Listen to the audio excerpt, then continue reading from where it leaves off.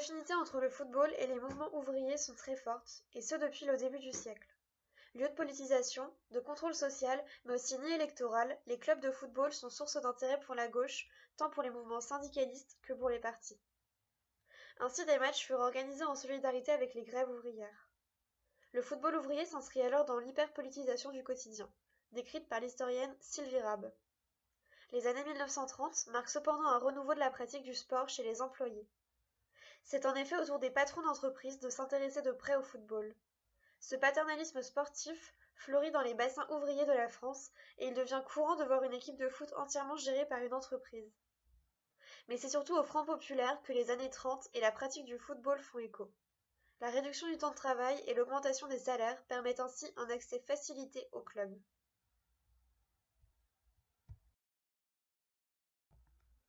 La pratique du football et du sport en général s'inscrit dans une politique hygiéniste, comme le montre cette une de journal La Vie sportive. L'encouragement à la pratique du football a donc une visée moraliste envers la classe ouvrière, ordinairement représentée par ses penchants alcooliques et son immoralité. La pratique du football au sein des entreprises fut rapidement considérée comme source de productivité supplémentaire par le patronat. Amélioration de la tactique, spécialisation des postes, répartition des rôles, on ira jusqu'à parler de taylorisation du football. Par ailleurs, certains y voyaient un détournement du syndicalisme. L'exemple le plus probant de ce paternalisme sportif est celui de Jean-Pierre Peugeot, qui créa de toutes pièces le club de Sochaux et en 1930 sa propre compétition, la Coupe Sochaux. Le gouvernement Blum, sous l'initiative de Léo Lagrange, sous-secrétaire d'État au sport, aux loisirs et à l'éducation physique, impulse une pratique du sport ouverte au plus grand nombre. Il expose ainsi sa version du sport. Dans les sports, nous devons choisir entre deux conceptions différentes. La première se résume dans la pratique de sport restreint à un nombre relativement petit de privilégiés.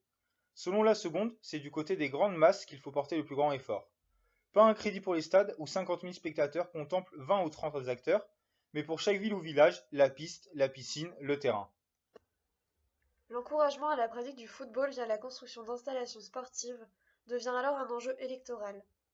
Le stade Karl Marx, à Clichy, est inauguré en 1933 par Paul Vaillant-Couturier, alors maire de la ville. Lui-même présenta cette réalisation comme preuve de ce que peut amener un régime ouvrier pour les besoins de la classe ouvrière.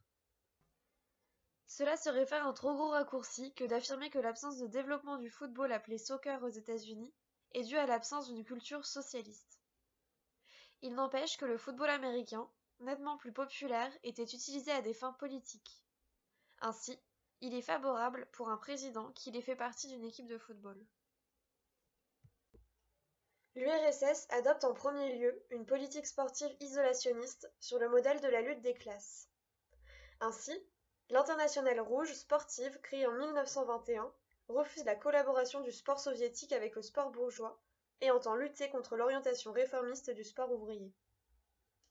Cependant, l'année 1934, qui voit la montée du fascisme et la menace des frontières russes, opère un tournant dans la politique sportive. L'IRS accepte alors les rencontres avec les sports bourgeois, qui permettent à l'URSS d'étendre son modèle sportif. Ainsi, les victoires sportives auront vocation à démontrer la supériorité du système socialiste. En 1928 furent créées les Spartakiades, rencontres sportives des ouvriers, en opposition aux Jeux olympiques. Sur la fiche de droite, le clergé, la bourgeoisie et l'armée assaillissent l'athlète. On retrouve également en URSS la politique hygiéniste du régime. Pimenov montre des athlètes s'affrontant avec grâce et avec une gestuelle maîtrisée. On assiste à une évolution dans la représentation artistique du football.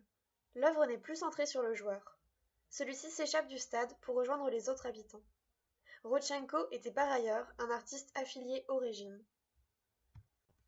Par son œuvre, Malevitch rompt avec le réalisme socialiste prôné par Staline. Ici, les figures sont désindividualisées. Leurs corps ne sont pas modelés et leurs visages sont en partie vides. Cela souligne leur aliénation et une pensée dictée. Malevitch sera par la suite attaqué par la presse de pouvoir.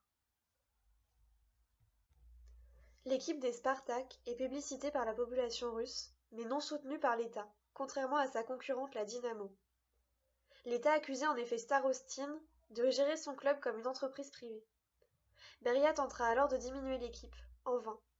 Il réussit cependant à faire arrêter Starostin, lequel est envoyé en prison. La pratique du football fut très vite mise au service des régimes fascistes et nazis.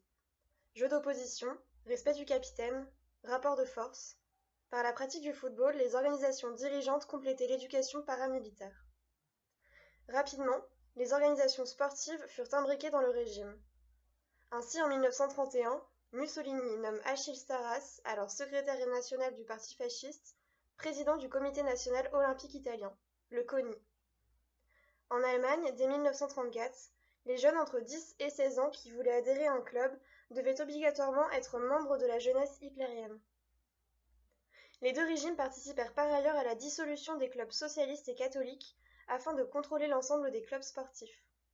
Enfin, le football comme spectacle permettait de divertir de manière encadrée les masses. Ainsi fut instauré le salut nazi ou fasciste au début de chaque match. Contrairement à Hitler, peu sportif et pudique, Mussolini n'hésite pas à poser devant les photographes le corps dénudé, s'exposant à diverses pratiques sportives. Le corps doit refléter la vigueur de l'homme nouveau. Le Duce tend alors à se présenter comme le premier sportif italien. Pour favoriser la pratique du football, des établissements sont construits. Ainsi, le 28 octobre 1929, 433 stades sont inaugurés, rappelant l'anniversaire de la marche sur Rome. En 1933, René Dunant relate ses impressions après un match de foot France-Allemagne.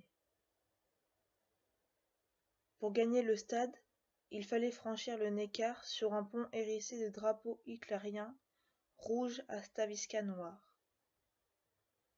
Cerné entre deux murs d'oriflamme gonflés par le vent, guidé par la garde prétorienne de brun vêtus, poussé par la foule qui se hâtait vers l'enceinte, on avait l'impression de ne pouvoir s'échapper, d'être prisonnier d'un cauchemar qui vous faisait avancer sur une voie triomphale vers les portes d'un colisée moderne.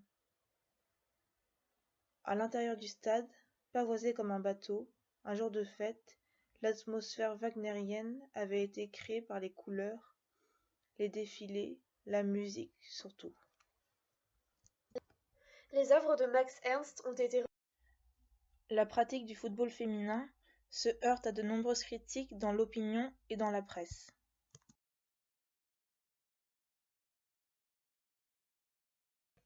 La popularisation et démocratisation du football rencontre cependant ses limites dans l'intégration des femmes ainsi que des étrangers.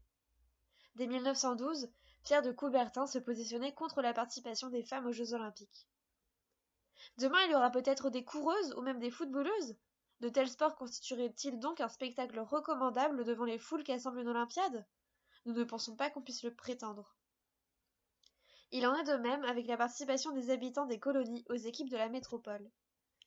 En 1928, le général Young, commandant des troupes de l'AOF, infériorisait la compréhension des joueurs africains.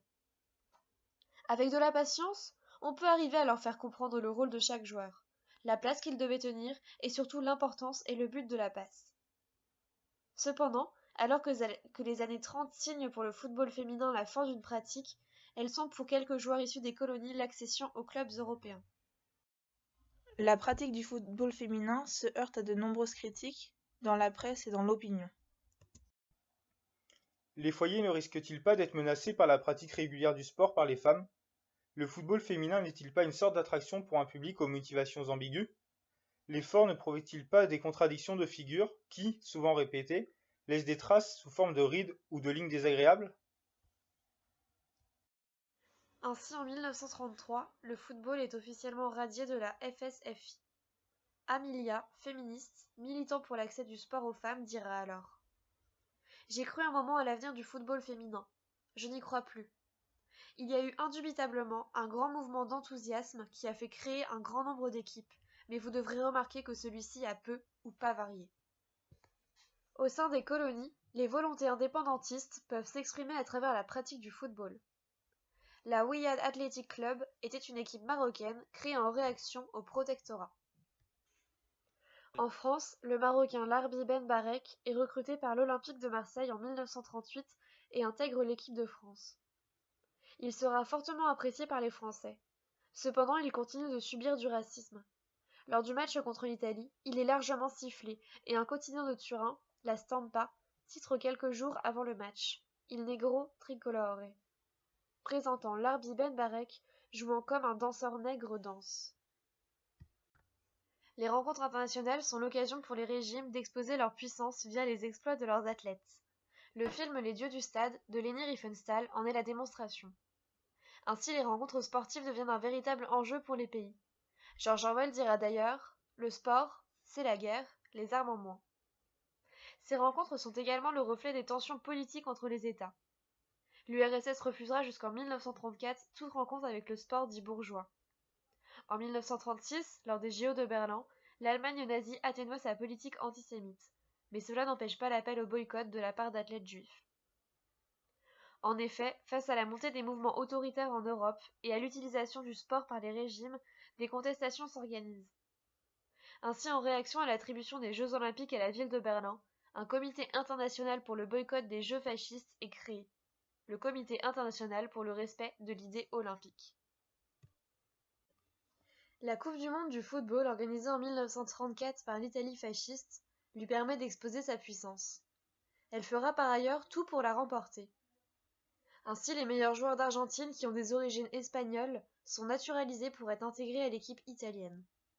Jules Rimet, créateur de la Coupe du monde de football, dira alors « Durant cette Coupe du monde, le vrai président de la Fédération internationale du football était Mussolini. » Lors de la Coupe du monde de 1938, les Italiens arborent lors du match France-Italie un maillot noir en référence aux squadristi de la milice fasciste. Les Italiens remportent le match 3-1. Mussolini y verra une victoire du fascisme sur la démocratie. Le comité décide de l'organisation d'Olympiades populaires à Barcelone. En France, la Fédération sportive et gymnique du travail, la FSGT, lance un slogan. Pas un sou, pas un homme pour les JO de Berlin. Les trois hommes, tenant le drapeau, montrent la volonté de lutter contre les politiques racistes du pays organisateur des JO. Ces Olympiades seront néanmoins stoppées par la guerre civile. Dans la presse, ce détournement du football est également caricaturé, malgré le vote positif des députés de la participation de la France aux JO de Berlin. Certains artistes n'hésitent pas à ridiculiser via leurs œuvres l'usage du sport par les régimes. Ainsi faudrait-il voir dans le remplacement de la tête du footballeur par un ballon une critique d'une absence de réflexion personnelle des joueurs ? Dans cette autre œuvre, Herzfeld souligne ici la mise au pas des athlètes au régime. C'est Goebbels qui est représenté par le petit garçon, reconnaissable par son pied droit manquant.